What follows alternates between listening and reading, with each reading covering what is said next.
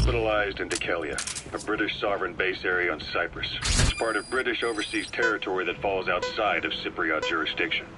You got moved from Cuba's Little America right into Cyprus's Little Britain. Why Dikelia? The UK and the US remain close allies. The last place Cypher would think to look for you is inside their own system. That's what kept you safe in British military hospital for 9 years. The safest place from a whale is inside its own belly. You were a regular Geppetto. Well, it wasn't Pinocchio who led me out to safety. So who was that guy? Cypher went so far as to attack British territory, burning their own ally. That's how badly they wanted you dead. You said I was in a British military hospital, but the doctor had a Greek accent. They hire locally. Easier to trust them. Dikelia is also home to Greek Cypriots, after all. What about the Turks? They haven't returned to the south. Not yet. The Cyprus dispute is still a long way from resolved. The country is just as split as it was in '74. Turkish Cypriots in the north, Greek Cypriots in the south. Between them, the Green Line, the UN established. And Dikelia sits right on top of it. It does. Part of the buffer zone between the two groups. Another reason it was the perfect place to hide you.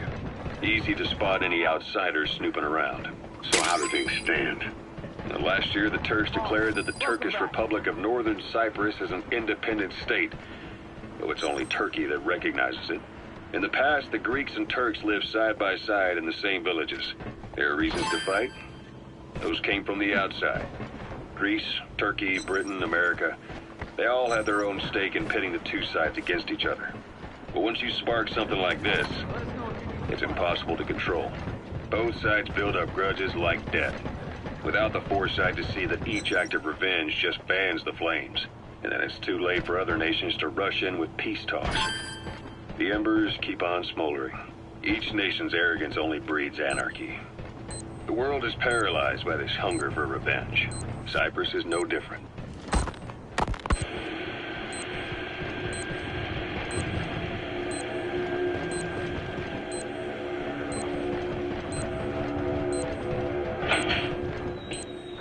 You're up. We're changing ships? We can't go sailing the Suez in a whaler. The Suez Canal.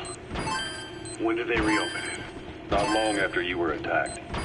Once they finished sweeping it for mines after the Arab-Israeli conflict. Can you stand? We're going to transfer to a container ship for passage through the Suez. Our destination is Pakistan, Afghanistan's neighbor to the south. There we disembark and head via Peshawar to the Zero Line, the border. We'll travel to the Khyber Pass by road. And then? Continue on horseback. Afghanistan's main roads are under Soviet control. We'll need to go around them. It'll be all narrow, winding paths through the mountains. We'll do better on horseback. It's a local guerrilla tactic. They use the higher ridges to avoid air recons. Then they charge down the mountains for ambushes. The Soviets still haven't devised a counter-strategy. Our time frame is only half as much as we really need. It'll be a tough march. Better horses than boats. Well, it'll make for good physiotherapy. Take the time to get used to that new arm. While the Soviets have indicated they are not participating in the Los Angeles Olympics, primarily because the United States has made no attempt to guarantee the safety of the Soviet Union's athletes, the United States is increasingly demonstrating the belief that the issue has nothing to do with its preparations, and in fact this is retaliation for the Western nations' boycott of the previous Moscow Olympics. That concludes today's news.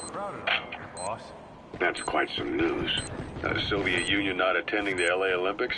Yeah. Andropov's death has changed some things. They're calling it revenge for the Western boycott of the Moscow Olympics.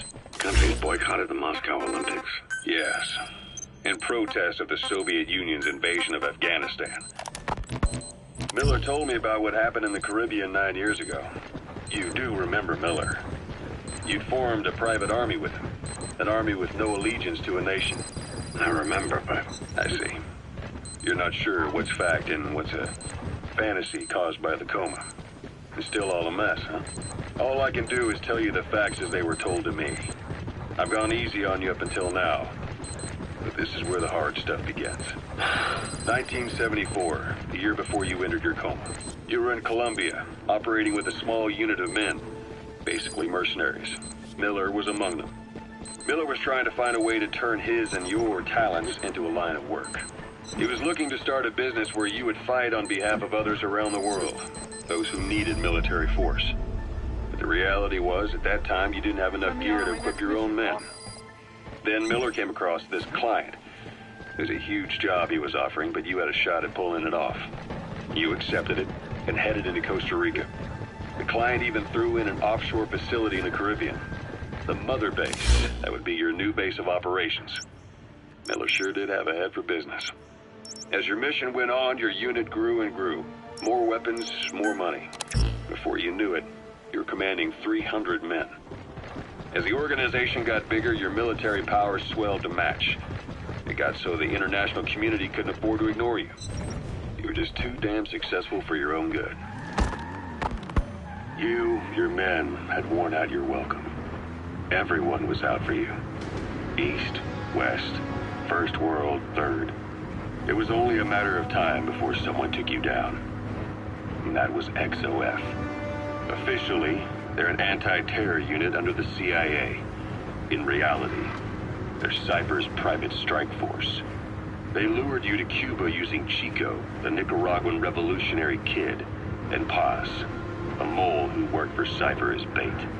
While you were gone, XOF, posing as a nuclear inspection team, stormed Mother Base. At the same time, C4 they placed on the strut legs went off. The whole thing went down in minutes. XOF. Kisses and hugs followed by a big F.U. All because of Miller's blind spot. A back door into Mother Base no one suspected. You remember a certain scientist. Huey was responsible for bringing the inspection team on board, giving the enemy a perfect opportunity to hit you at home. You were returning from Cuba when it happened. Mother Base came damn close to taking you with it into the Caribbean. Those of your men out on assignment returned right away. They refused to believe the wreckage in the water they found was Mother Base. But they checked the coordinates again and again, until reality finally settled in. You were supposed to die that day. That was XOF's primary objective. As far as most folks know, you did. The first doctor to see you wasn't even sure what he was looking at. Before they'd even finished operating, your men moved you to that hospital in Cyprus. It was a woman named Eva who arranged that. Rings a bell, huh? Most men in your condition would have been written off right from the start. But you survived. You went straight down to hell, and they pulled you out. Your eye wide open. Full of venom. The days of naked Snake are long gone. Welcome back, Venom Snake. This world still needs you. Here, Snake, try this on. A prosthetic arm. Yeah, Miller was calling it the arm that wasn't there. The physiotherapy's going well. Your arm's bulked up enough for it to fit. There. Perfect. A little time with it, and it'll work better than the real thing. What do you think? I can still feel my real arm. Well, you better get used to this one quick. You have any pain? Every now and then. Where? My fingertips. My left fingertips. Sounds like phantom pain. Your brain still remembers your old hand. Yeah. What about your vision? Can you see okay? Yeah, at the moment. Now, the shrapnel in your skull is pressing on your optic nerve. I'm told any hard impact could have an effect on your visual cortex. Yeah, the doctor mentioned that. Your brain might process visual information incorrectly. In other words, you could have hallucinations. You might see things that aren't there, and not see things as they really are. You experience any of that? I think so. When? Right after I wake up. Colors look faded. Colors, huh? Well, that's not a major concern in and of itself, but it could mean the difference between life and death in the field. You'll need to watch out for that. I will. All right. You should continue your physio. We'll be arriving soon. It's the last chance you'll get.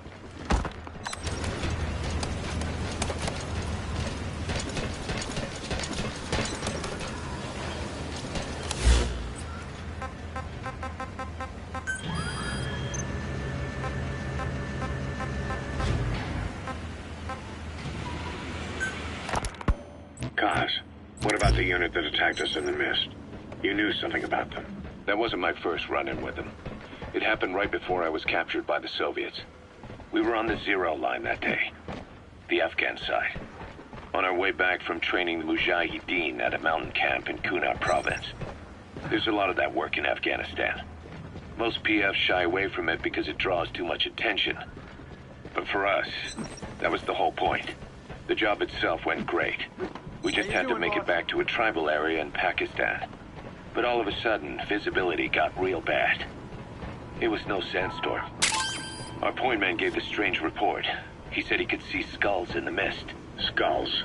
The next moment, he went silent. We scrambled into formation, right before his arms and legs came raining down on us. It was always supposed to be a dangerous mission, so I had Diamond Dog's very best with me. We were calling out to each other. But one by one, their voices just went dead.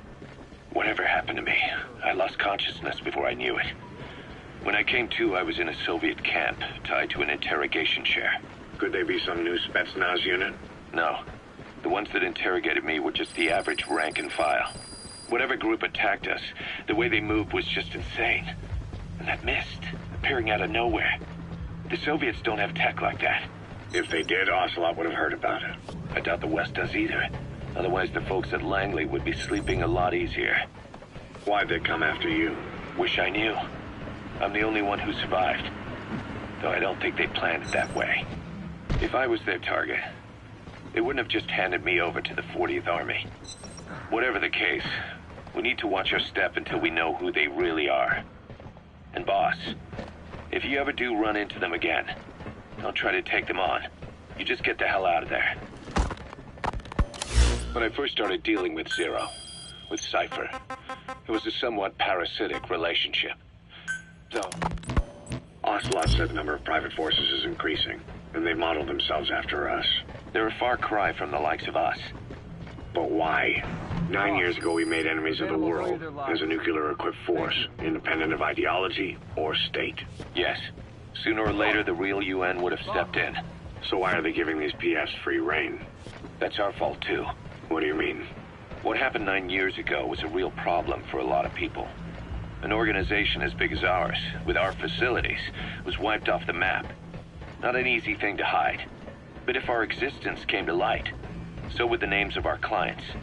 We had contracts all over, east and west, from superpowers to banana republics, the lot. Our clients denied all association with the likes of us. They had to make sure things didn't blow up on them. But at the same time, they missed us. They really missed us. The demand for armies for hire was as strong as ever. The international community turned a blind eye to what happened to us, despite still needing people who could do our jobs. History couldn't afford to lose us. As soon as we were gone, they needed a replacement. So private forces spread everywhere. And they're all just a phone call away. But still. I know. PFs are totally different from what we envisioned. Nation-states, revolutionaries, terrorists, they have a lot of clients, and Cypher is one of them. Cypher stays anonymous, but I know their work when I see it. In the eyes of those clients, the world's PFs are all just expendable pawns. The clients don't have to worry about losing their own men. Nobody knows they're involved, and PFs are cheap. In short, the world is chewing up soldiers and spitting them out. Even some of the old Mother Base's survivors are still working for PFs.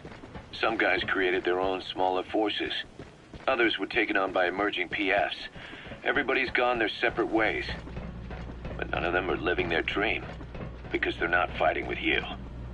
Of course, I tried to headhunt as many of them as I could for Diamond Dogs. It was all a waste of time. They said they weren't interested without you to lead them, but now you're back. And everything's gonna change. We'll unite all private forces under you, transcending nations and economies. What is a nation? Just a patch of dirt. The bonds among us will surpass nations, and that's what'll put the world under our control. We'll establish a new kind of country, redefine the very concept of it. Even Cypher will be below us, an extraterritorial federation of military nations, the United States of Force. Once word of Big Boss's return starts traveling, that'll be our true deterrent against Cypher. In other words, no one will dare to come gunning for you. How do you figure? Cypher lacks a large-scale fighting... Remember before, boss? When Quiet attacked one of our guys on Mother Base, stuck a knife in his mouth. He's one of the very few soldiers who've had contact with her recently. Close contact.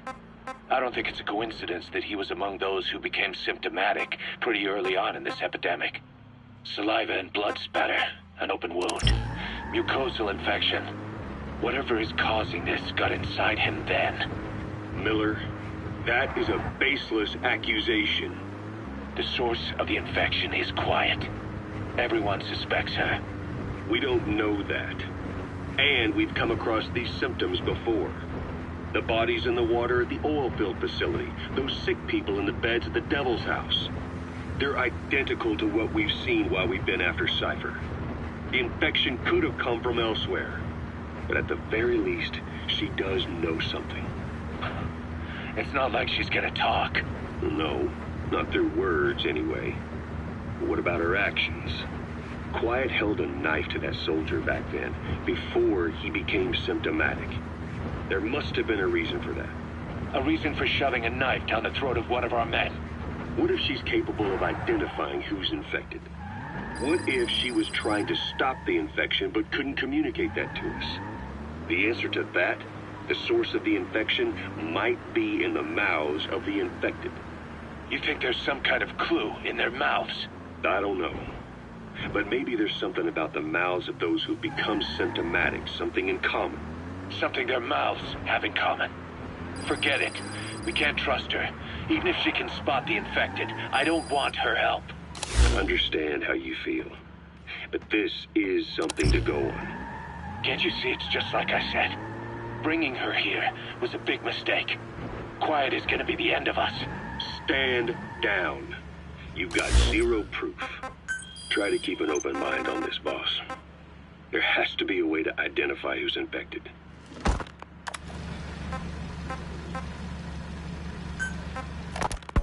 Quiet is still in her cell. Only a few staff are authorized to go near her. She hasn't tried anything funny, but that's what bothers me most. In particular? What does she have to gain by coming to Mother Base?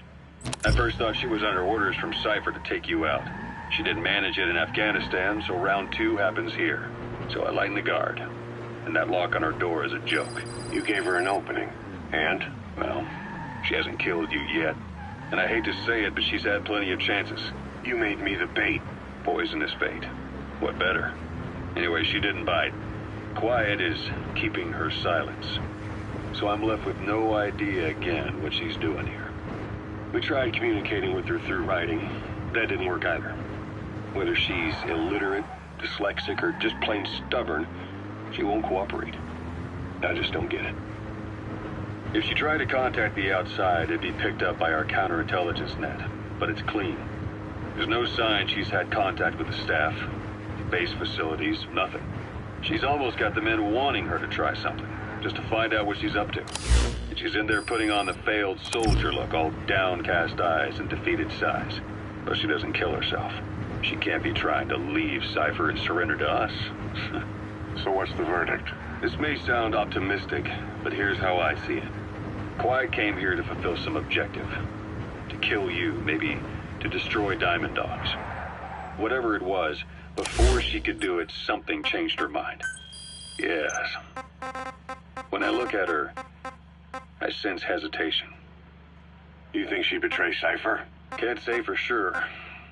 I prefer the ones that talk. Anyway, we'll keep her under watch. And we're also looking into those special abilities of hers. You'll be the first to know if something comes up. Why not look in on her yourself once in a while? Right. It wasn't just Cypher. Back in the Caribbean, every eye in the world was turned on us. A private army, just a bunch of guys with guns, in possession of a nuke? Why wouldn't they be uncomfortable? And that's why you made sure the inspection happened. Well, I thought our best move was to prove to the UN through the IAEA that we had no nuke.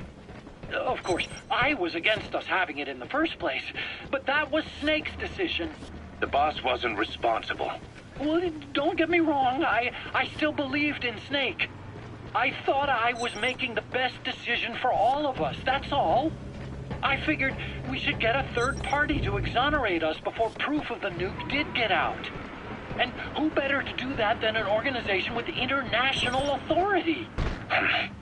So the truth is, you took it upon yourself to agree to an inspection arranged by the UN.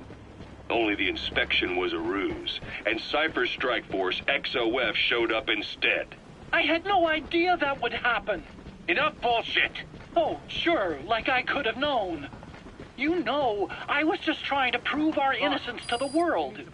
What's wrong with that? We're not interested in the excuses you thought up. The truth is objective. Just see it from my point of view. You led XOF to the control tower. They seized it, giving them complete control over the base. Moments later, they detonated C4 on the strut legs. Anyone who'd managed to survive was hunted down by the assault force and their choppers. You can't believe I did that on purpose. That was the end of Mother Base. But it wasn't the end for you. How can you... Look, think about it. I lost something too. I built Zeke and it got buried underwater. I am a victim. That raises the big questions. Why were you the only one spared? You got away without a scratch. Why did Strangelove leave the base on the eve of the inspection? You two were close. Strangelove? And how did you manage to build something that surpasses Zeke in every way? Because you did everything they told you. You're the only one who didn't lose a thing. That is the truth. I was taken away against my will. Skullface forced me to do his research these past 9 years. He used me. I lost 9 years. 9 years? We all lost 9 years. It wasn't just you. I suppose blaming me makes you feel better, does it? But who's gonna give me back all the time I lost? You're not getting anything back. You're not a victim here, Emmerich. You're the perpetrator. I didn't know anything. Nobody can back that up. Yeah, all the evidence is at the bottom of the ocean. You know the hardest man to break. Fine. Yes, Strangelove was doing AI research in that lab. Why hide that until now? Okay, so what? I wasn't working alone. You've got to understand. You do understand, right? I didn't want to drag her into this. It's my load to bear, alone. So you didn't create the AI intended to drive Sahelanthropus. It was Strangelove. Skullface was never in favor of AI control. So naturally they argued. We're here for you if you need Strangelove, combat support, boss. she got him angry and he killed her. How? You didn't see it? So you found her inside that pod after the fact. And you just left her body to rot in there. Or perhaps you put her in there afterward. I asked him not to take her away from me. So she was killed by Skullface, but you asked nicely, and he put her body in the AI pod for you. That's right. Pathetic. You know, we have another idea. That you killed her. What, me? I couldn't kill her. You killed her and locked her body in the pod. I wouldn't. Don't treat me like one of you. I can't just kill anyone whenever I feel like it. I'm a normal human being. Oh, I see. So you just shut her inside and waited for her to die. I would never do that. What, you mean she killed herself? Yes. She climbed inside that pod and shut the door. It can't be opened from the outside. It was suicide. Suicide, I said. She killed herself. She got in when I wasn't looking and suffocated. She'd often try to do things like that. By the time I realized and opened the door, she wasn't breathing. I got scared and shut the pod again. I couldn't bring myself to open it back up. That's right. Me? Kill her? What is wrong with you? I see. Just tell me one more thing. Haven't you gotten enough today? Okay, I see it's a painful memory. You don't have to answer, just listen to the question. You see, we examined her remains. She had a scar on her lower abdomen, a surgical scar. It had been stitched up and had fully healed, meaning it was long before her death. She had a child, didn't she? Your child. Where's the kid? How should I know? So there is a child. I've never seen his face. What do you take us for? They took it all. Even my child. I didn't even know he'd been born. I lost everything. How old would he be? It's 4 years since then. And you know it's a boy. Strangelove said so. And his name? We called him Hal, even though I never saw his face.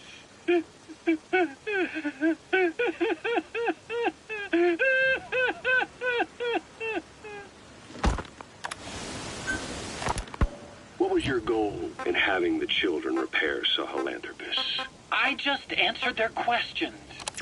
I had no idea they would actually try to fix it. I mean, can you imagine a child piloting it? Oh, sure, easily. It wouldn't work. I bet it's just like riding a bike. I said it didn't work. Who did you try? I didn't. Did you put your son in it? We never did that. His name was, Hal, wasn't it? I thought you said you never saw his face. But you made him pilot Sahelanthropus. You used him in your experiments. He wanted to get in. It was such a short time we had. So he was with you. We were happy. You're still happy now. Changing your lies to suit the listener and getting by slipping through the cracks. Building layer upon layer of convenient stories until nothing means anything to you anymore. You're happy all the time because you don't even notice you're doing it. Think hard. Who are you really? You're not a victim, and you're not the silent majority. You're a perpetrator and a petty hypocrite. The real world doesn't make you suffer. It's the other way around. Boss, I have the report on that cargo we stole from Cypher's truck. The PF was transporting two things. The analysis of that malachite has come back first. Naturally, the main compound is copper. There's also a small amount of cobalt. Nothing unusual so far. Southern Zaire is a well-known copper belt. However, in addition to these, we also detected a trace amount of uranium. The content percentage, though, is too low for nuclear development. It most likely came from Shinkalobwe mine. That's where the uranium in that area comes from. The mine's closed, as all the high-purity uranium ore dried up a long time ago. But you could probably still find it there in small quantities. That said, there are plenty of other uranium mines that are in operation, like in Niger, Namibia, South Africa. Why go to an abandoned mine to scrape up whatever's left and ship it out in mass quantities without refining it? They were transporting that yellow cake, too, which would suggest they have the technology to refine uranium. Anyway, that about sums it up. Unfortunately, the analysis of that yellow cake is taking a little longer. I'll let you know when it's done. Boss, sorry to keep you waiting. We finally finished analyzing that yellow cake Cypher was moving. There was nothing unusual about the composition of the yellow cake itself. Most of it was oxidized uranium, with the rest being impurities, various metals as well as traces of organic matter. What's interesting is the composition of these impurities. When we checked them against the impurities found in the copper ore, it was clear the yellow cake didn't come from Shinkalobwe, meaning they went to the trouble of mining two sources of uranium, then transported them together in different states. Another thing, we detected a very thin layer of highly enriched uranium in the middle of the yellow cake. Now that is very interesting. It may not be a lot, but it points to the existence of uranium-enriching technology. After all, yellow cake can't naturally produce highly enriched uranium. If they could mass produce this, they'd be just one step away from a gun barrel type nuclear bomb. But uranium enrichment requires advanced technology and a large-scale facility. If that kind of place existed in Zaire, the Soviet Union wouldn't sit idly by. And there's another question. Where were they transporting the yellowcake and malachite uranium? The first place that comes to mind is South Africa. The government was supposed to have abandoned nuclear weapons development after caving to international pressure. But rumors persist that it's continued in secret. Plus, ZRS were escorting the truck, and they're based out of South Africa. And then South Africa does have an abandoned test site. If Cypher's involved with nuclear development in South Africa. But how would that fit with their weapon to surpass Metal Gear? We need more information. Sheik, hard to believe how many of those bipedal weapons have popped up around Africa. When did that start? No more than 6 months ago. Didn't really hit me until I came here. They're not supposed to be in use yet. Emmerich says they were still doing the last round of fine-tuning. The doctor has no idea. His research has already hit the black market. Both sides of the Iron Curtain will have it by now. Even so, they're spreading much too fast. Sure, the Walker gears can operate in any terrain. Their mobility's just as good in the jungle as it is in the desert. That would come in handy in a place like Africa. They are modules that can one day be used as nuclear weapon systems.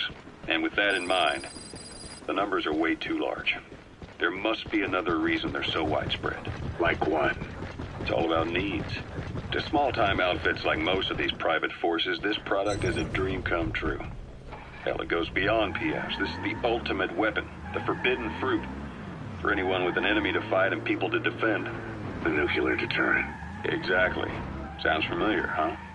PFs are all operating off your playbook. You created these times. But could this be the new weapon in Africa that Emmerich talked about? If it is, why is Cypher letting everyone and his brother get their hands on one? What comes next? Selling nuclear weapons in the open? Making them public property? Why don't they give that a try? Then the next war really will be fought with sticks. Right. The man we're dealing with isn't foolish enough to make a suicide pact with the world. So, what is Cypher really up to? Boss, about those invalids you saw in that devil's house. Poor bastards. All strapped down to the beds, with those lumps on their chest. The medical staff tell me they were probably a type of cyst. Cysts can get that big. In some cases, yes. But supposing they're a kind of atheroma forming on the surface of the skin, the size is just too big, and the appearance is all wrong. In the end, the medical team were at a loss. Those lumps were like nothing they'd ever seen. The fluid you said you got on your prosthesis when you touched one was burned off in the fighting, and the factory burned down too. None of the tests we did once you were back at the base revealed a pathogen that could have caused them. Meaning we don't have a single sample to work with. Everything went up in flames. What worries the medical team most is whether it's contagious. Whether there's a chance we could end up like that. And? Mother Base's sanitation control has always been strict. After all, war is great at transporting diseases. For the time being, at least, there's no sign of contagion or any symptoms that could be related. One more thing. About the surgery that had been performed on the people in the Devil's House. Yeah. You said that their throats were cut open, with an acoustic tube pushed inside? Right. The tubes were hooked up to tape recorders playing some kind of audio. Well, we picked up some of that audio through your radio transmissions and recorded it here. The intel team has been working on analyzing the communications log. What have they found? There's nothing tying the contents together. We've got a report on 3 deaths in a car accident on the autoroute near Marseille. Protests outside the Libyan embassy in London. A press conference with the former Prime Minister of Sweden. A 4-month-old weather forecast for Balikpapan. And then commercials for appliances, cough syrup, and TV dinners. Assuming they're not all staged, and come off as recordings of your average public broadcasts. Public broadcasts? Just radio and TV signals? Yes. And from all over the world. We're looking into whether they're genuine or not, just to be sure. What else? A speech that sounds like it was recorded out on the street, and people chatting about how this year's tomato crop did. And there's nothing they have in common? We're partway through the cryptanalysis. That includes checking all audio ranges and running it backward and at different speeds. Then there's vocabulary breakdown for political suggestions, ideological common points. But I don't think it's going to get us anywhere. Where were the recordings made? There's nothing linking them from that angle either. Just like you reported, we've detected virtually every major language there is. French, German, Italian, Spanish, including South American accents. Then there's Russian, Hindi, Arabic, Portuguese, Mandarin, Cantonese, Japanese. They're nothing if not thorough. Well, I don't know if we've got them all covered. Ignoring the ones that have gone extinct, supposedly over 5,000 languages exist today. Besides, English isn't one of the ones we picked up. Really? English? I know. Only 5% of the world's population is a native English speaker. But when you factor in those who've acquired it as a second language, nearly 1/3 of the people speak it. The world's dominant lingua franca. You gotta figure they had it somewhere among all the languages in that place. No English. Bear in mind, we didn't hear everything that was played in that room. We couldn't isolate the more distant sounds due to static and the program could have been set to change every day. In a nutshell, for reasons unknown, people in that room with a common medical condition were made to listen to recordings in languages from around the world. It's not clear how the growths on their chests fit into it. It could have been treatment for them, or maybe an experiment of some kind. I'm guessing one person knows. Yeah, Skullface. He was there. The only thing we can say for sure is that he's involved. Snake, I wanted to ask you about the man on fire. What do you remember from the hospital? Anything we can use? Well, he took off the moment the sprinklers started up. Sprinklers? The fire system? And when he got sprayed with water from the burst pipe, it slowed him down. When we escaped on horseback, he wouldn't cross the river either. And then it started to rain. And he disappeared. Water against fire. Is it that simple? I mean, it makes sense. It's just hard to believe it would work on a guy like that.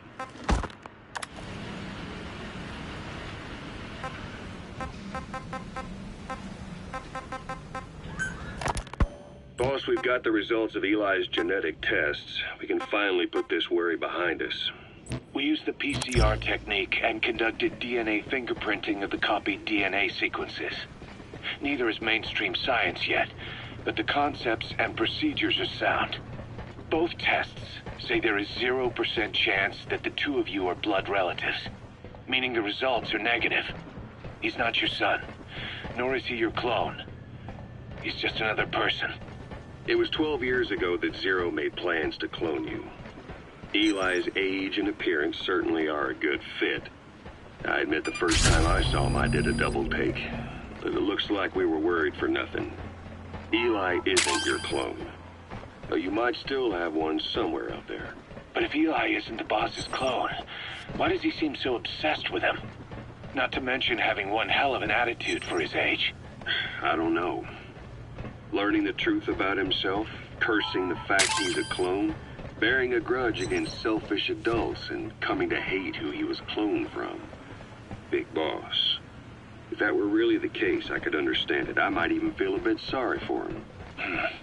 But no clone could have a totally different DNA fingerprint. And the tests left no room for error. You yourself were there when we drew Eli's blood sample. Come to think of it, when we went to OKB-0, he'd snuck onto a chopper and was there. Yeah. He was acting strange even then. Or actually from a little before that time. That was exactly when we began these tests. Maybe he suspected something when we drew the sample, not knowing what we were doing to him, and becoming mistrustful of us. Hard to say. Eli's had an attitude problem from day one. So what is he then? Well, if he's going to tell us that himself, we'll need to get him to open up more first. During the Peace Walker incident, About the pathogen spreading through Mother Base. You've seen everything we've got on the outbreak. What's your opinion? Textbook symptoms of vocal cord parasite infestation. And judging from this casualty list, it is the Kikongo strain, meaning a breed of parasite that triggers symptoms upon detecting pronunciation specific to Kikongo. So our Kikongo-speaking staff are at risk. Quite so. He's right. All the victims do speak Kikongo. So they can survive if they just use another language. There is no guarantee. You're only dealing with the Kikongo strain. Other language strains may be present. You well know he was teaching them languages from all over the world. The Devil's House. Nzoya Badiabulu. There is no way to know how many strains he has at his disposal. So how do we keep them from becoming symptomatic? You mentioned using microbes. Use this. A type of Wolbachia. Introduced to a sample of the parasite. Wolbachia? A parasitic bacteria that colonizes the parasites, turning male to female and preventing copulation. You must cultivate more. What have you done with the infected bodies? Cremated to stop the spread of infection. But we did keep a few for study. Good. Take this sample, grind it to a pulp, and introduce it to the larvae now nesting in the dead. The Wolbachia will multiply rapidly within those larvae. They're soldiers, not some petri dish. Conventional cultivation methods will take too long. Extract the Wolbachia from those larvae and vaccinate your men. Kikongo speakers first. This is the fastest, surest way. No one is to speak a word of Kikongo until the Wolbachia are safely inside them. I will instruct your medical staff in detail on site. You have the appropriate facilities. Yes, but do not worry. I made a pact with your Bete Holone on the honor of the Dene. I speak no lies. keep an eye on him. Will do. Follow me. I'll take you to the medical team. Now, we must wait for the Wolbachia to multiply in the larvae. How is the disease transmitted? If it's carried by insects or rodents, then... There is no intermediate host. So... The vocal cord parasites lay their eggs in the larynx of the host. Most hatch and migrate to the lungs, but some are transported to the mouth through ciliary movement, mixing in with saliva. Saliva. Droplet transmission. Sneezing, coughing. Any food or water containing infected saliva. It would spread fast. Indeed. And when the larvae migrate to the lungs, symptoms can resemble the early stages of a cold, making it easy to infect others. Meaning a simple conversation would be enough to pass it on. All right, so what happens after the larvae migrate to the lungs? It is as I said before. They mature by feeding on alveolar tissue. It is only then that noticeable symptoms appear in the host. And by that point, it's too late. He's infected everyone else. It's one hell of a weapon you've created. That is what Blagapana wanted. Something that would spread easily. In truth, he's not the reason. But we will discuss that another time. Go, Tucker. What are the metallic archaea? Volcanic craters spewing sulfur. Water hot enough to boil your skin off. Ocean depths of 800 plus atmospheres. Wastelands radioactive enough to kill you where you stand. There are groups of organisms that survive despite. No, because of living in such environments. I've heard about them. Extremo... something. Extremophiles. By selecting certain species, then subculturing and repeatedly modifying them, I created a metallic offspring of pure archaea. They subsist on metals rather than organic matter. And some of them even consume uranium? Yes. Uranium enrichment archaea metabolize only uranium-235. As a result, they produce weapons-grade enriched uranium. How is that possible? Consider how plants fractionate carbon isotopes when they conduct photosynthesis. Nature possesses abilities beyond our imagination. So it was archaea that brought down your chopper? Corrosive archaea, yes. They oxidize metals, feeding off the energy in the electrons they receive. What became of the wreckage? We had the R&D team retrieve samples for study in airtight plastic containers, of course. Prudent. We shall extract archaea from it in good time. They should help you fight back against Black Anna. Any chance we could start now? It doesn't have to be a lot. I might just have another use for them. If it's only a small amount you need. That's fine. I'll get the R&D team to assist. Let's go. South Africa was... This is yellow cake that Cypher was having the PFs transport. Before we met you, the boss recovered it from a truck crossing the savannah. Are there metallic archaea inside it? Yes, the archaea metabolize uranium-235 to subsist. They must be stored inside yellow cake, or they cannot survive. So those biological traces we took for impurities were actually the real cargo. Of course, they are deactivated, so they do not trigger a sudden enrichment. They are like baker's yeast. Yet, they do gradually enrich the uranium as they feed. I imagine you detected weapons-grade traces. Yeah, we did. And the malachite that was loaded on the truck had traces of uranium in it, too. So that's the flower, huh? Skullface was gonna sell do-it-yourself nuke kits. The uranium-enriching archaea complete with the user's manual. And the ores with the uranium could be sourced by the client or provided by Cypher. Even the trace amounts buried in common ores can be enriched to weapons-grade uranium by the metallic archaea. Proving that must have been the most important factor of the trials. That and the ability to successfully prevent detonation. So if the amounts of uranium in the ores are low enough, they can get past any inspection. And you only need a tiny amount of the archaea to act as the yeast. No great challenge to smuggle that either. The first step towards saturating the world with nukes. His plan. That was not my intention.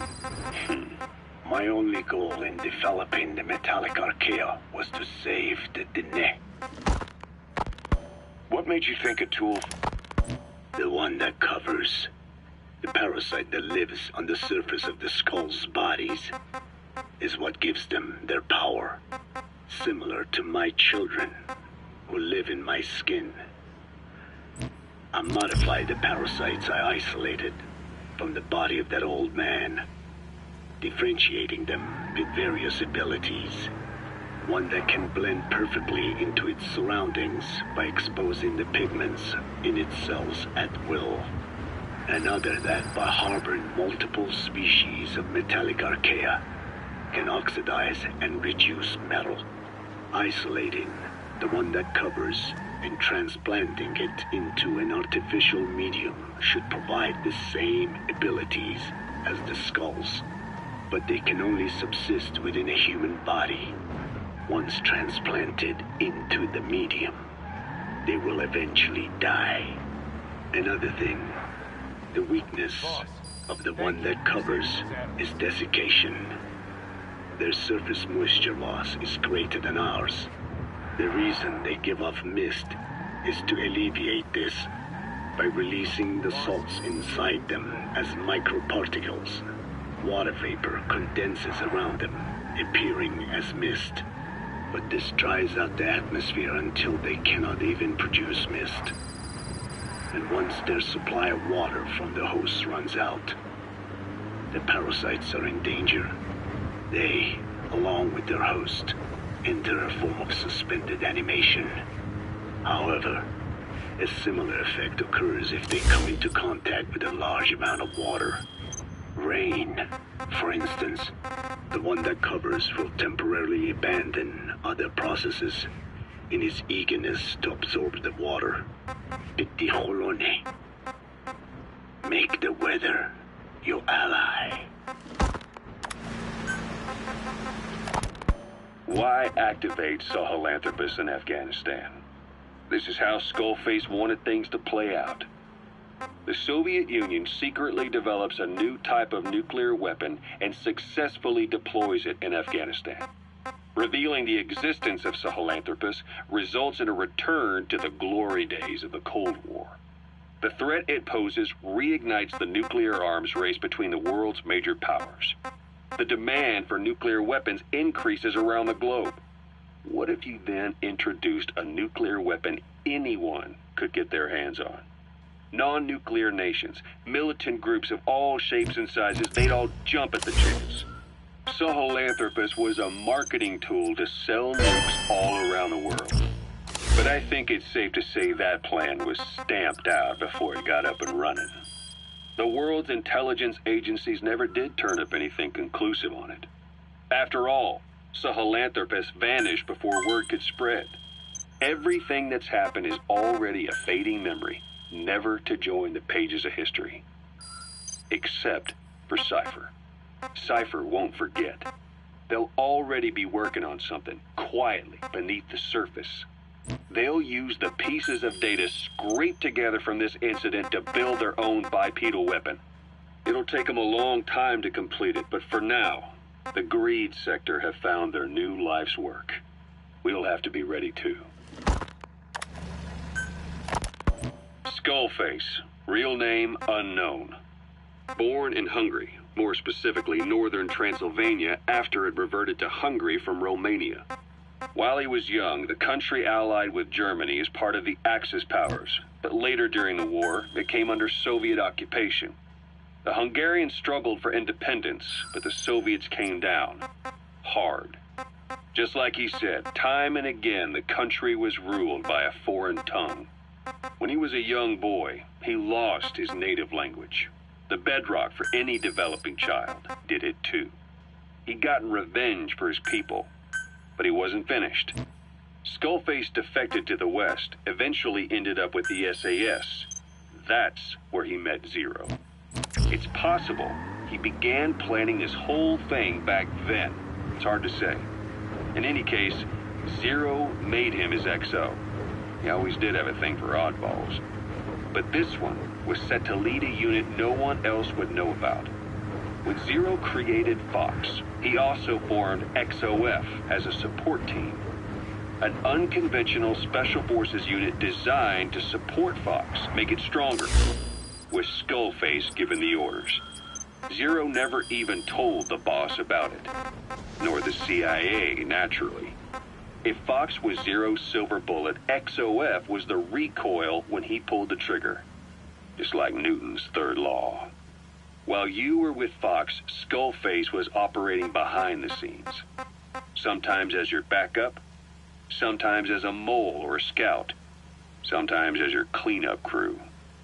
Fox's tail, making sure the mission succeeded and that you survived. We only have his... We finished decoding the informant's report. That floating kid we've run into a few times now. Looks like he was a test subject in clinical experiments. The Soviets called him the Third Boy. The Third Boy was brought to a lab on the outskirts of Moscow from Czechoslovakia, after which he was due to be sent to a research center in Leningrad, then Siberia, and finally an academic town in Novosibirsk. It doesn't appear that the researchers witnessed the talents we've seen from him, but nevertheless he was quite the popular subject. His latent cognitive abilities suddenly awoke en route to Moscow. According to the report, the Third Boy was easily influenced by other individuals' biofields. Evil thoughts, in particular. They affected his mind like a virus. Extreme anger or resentment, motives for revenge, in other words. Now, during the transport flight to Moscow, the boy was exposed to a powerful mental energy field coming from a certain individual. Ever since, being conscious of his powers, he's become a sort of energy generator. What's unique about him is the way his acute telepathic abilities get taken over by another person's will. The boy began to physically parasitize individuals experiencing extreme anger and codify the host's desires. This includes amplifying the host's natural strengths. Or, in accordance with the host's desires, he can also implant program code in another individual, making them a puppet, essentially. Human neural synapses transmit weak electrical currents between neurons. These electrical currents, though at a level difficult to observe, warp the magnetic field outside the body. The third boy is able to pick up these weak fluctuations. Contrary to psychotronics, which involves controlling the human mind, his abilities as a receptor are too high. The emotions he picks up from another individual are amplified and unleashed into his body as they recur in his brain. They turn into microwaves, which then affect the physical world, triggering paranormal phenomena like the spontaneous combustion of organic matter or psychokinesis, moving an object without touching. There's one other thing. While he's parasitizing a host, the boy's ego gets shut away, allowing the will of the host to take control of his powers, like some annoying static drowning out your own voice. That means he isn't responsible for what's been happening. Somebody's extreme anger has manifested through the third boy's powers in ways none of us could have predicted, which would mean this was going on somewhere around us. Looking back on it, a lot of things make sense now. The man on fire, Sahelanthropus, they both came to life thanks to the third boy's powers. Everything has been happening through him as a catalyst. We first saw him in the hospital on Cyprus. The boy parasitizing the man on fire's desire for revenge gave him his new abilities in return. He next appeared at the Hamid Fighters Fort where the honeybee was hidden. There, the boy parasitized Skullface's vengeful mind.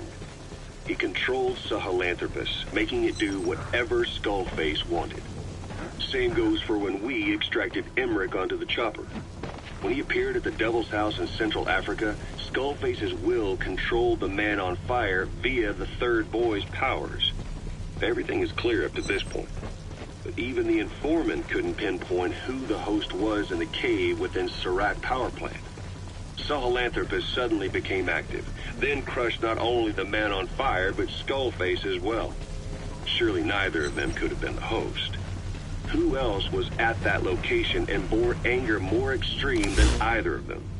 Whose will was controlling Sahelanthropus? According to the report, emotions transmitted in children's brains affect the surrounding magnetic field more strongly. Cerebral nerves are covered with insulation called myelin sheaths to increase impulse speed. The reason for this leakage has to do with the fact that children's myelin sheaths are still developing. So, how many children do you remember being there? Children with a burning desire for revenge and bearing a grudge against you.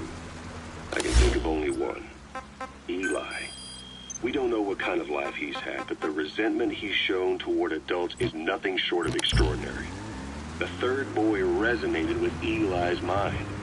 And that means Eli bore the strongest animosity of all individuals within the boy's reception range, estimated to be a 3-mile radius, beating out even Volgan and Skullface. The third boy's probably remained hooked on Eli's anger since. You remember at the Devil's House, the third boy showed an interest in Shabani?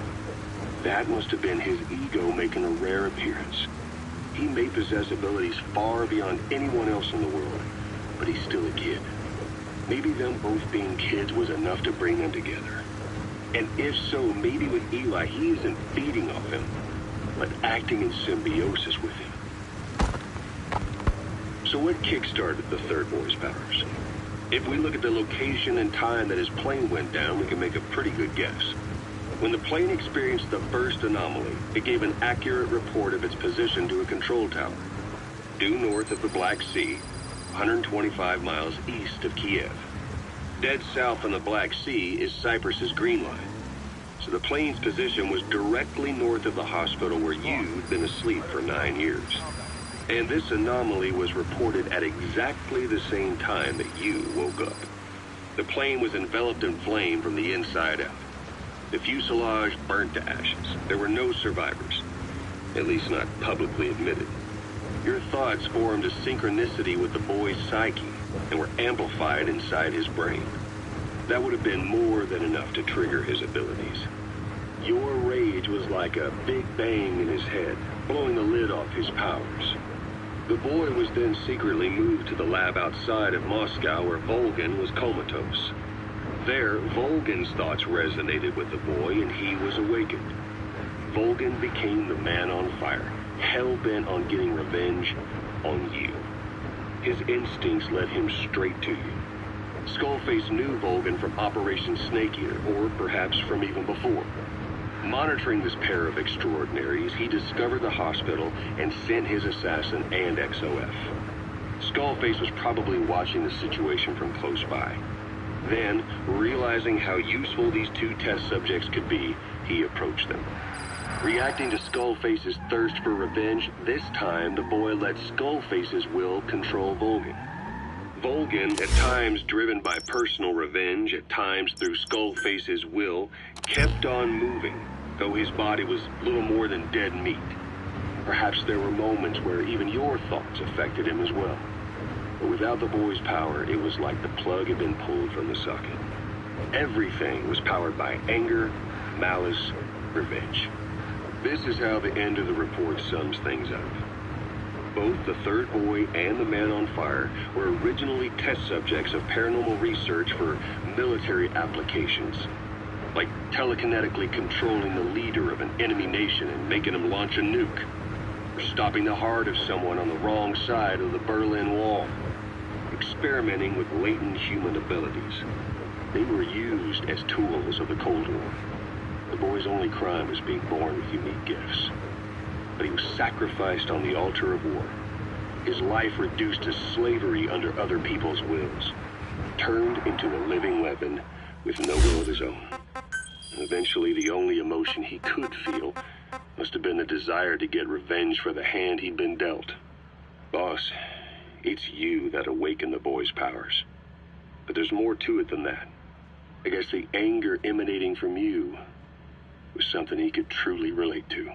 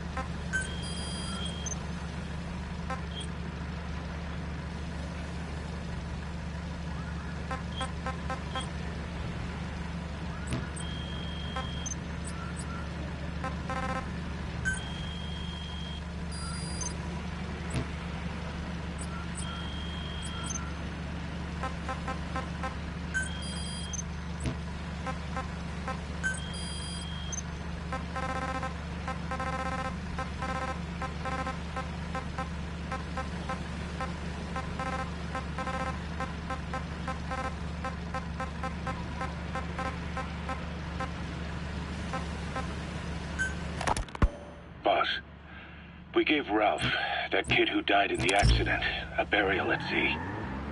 The man in charge of that facility has been severely punished. But ever since, the kids have been acting strange. It's obvious they've lost their trust in adults.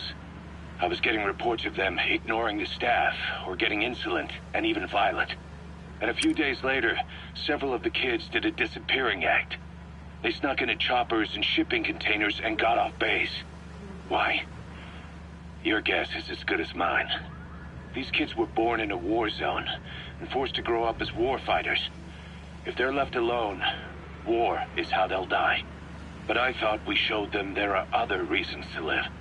I never liked having children on Mother Base. But the thought of them going back to the battlefield and picking up their old lifestyle is something I can't stomach. It makes me think of Chico, 9 years ago. We have to get those kids back. Hell, they know too much about our operation. I never expected even the kids to betray us. And pain talk? I'd say all he's fighting is phantoms. Revenge was his only reason for getting up in the morning. Then he got his revenge. He didn't bring back anything he lost. Now he's left with his rage he doesn't know what to do with. Yeah. Just wish he wouldn't direct it at us. You got that right. Snake, you remember the White Mamba? Of course, he's been going by Eli since we brought him on base. He was the leader of the child soldier unit we took out of that village and into our protection. Well, according to the kids you brought back here, all the escapees were especially close to Eli. There's reason to suspect he's behind all 6 escapes. We've already detained him. I'll be questioning him shortly. Wait. You'll be? Ocelot. You're incapable of taking an impartial stance with those kids. Question them all you want. It'll get you nowhere. Ocelot, you get too many kicks from your art of interrogation. It's not a matter of art. It's about quick, minimal strokes of psychological warfare. That's what gets the answers. And it's the best way to keep both questioner and subject safe. The risks only increase the more an interrogation drags on. At that point, it causes as much pain to the inflictor as the inflicted. Like I said, too many kicks. What I'm trying to tell you is we need quick results. Otherwise, it'll be too little, too late. I know that. And besides, I know the subject. I won't go overboard with a kid. Forget it. You're not needed. Snake, we'll want to question the other kids too. Be sure to bring them all back.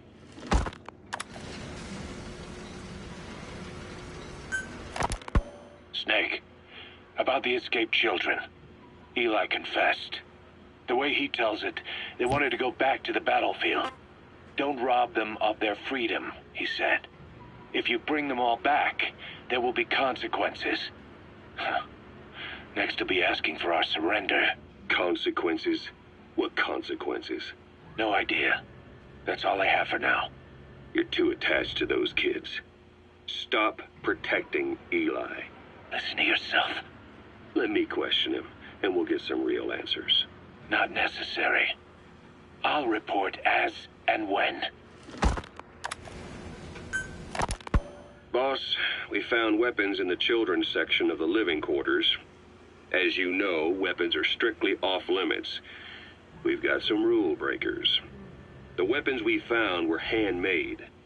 Blades ground out of knives and forks, a couple of bow guns built out of scrap, and explosives made using detergents. And get this, the explosives were tightly packed with nails. The kids put the blame on, you guessed it, Eli. I guess that's what he meant by consequences. I questioned him about it, but this time he claimed they want to be put out on missions. Send us to the battlefield, he says. Miller, enough is enough. You've protected him too much already. It's my turn to question him. Protected? What Eli's doing is issuing a threat. Comply with my demands or I'll respond with force. But it'll be war at this rate. Forks and soap aren't going to kill us, but some of them will end up dead. Is that what you want? Now, I hate to say it, but they want to be on the battlefield. It's time you gave up this fantasy. Eli, he said they'd rise up against us if we bring the last kid back. There, you see? Ignore his demands.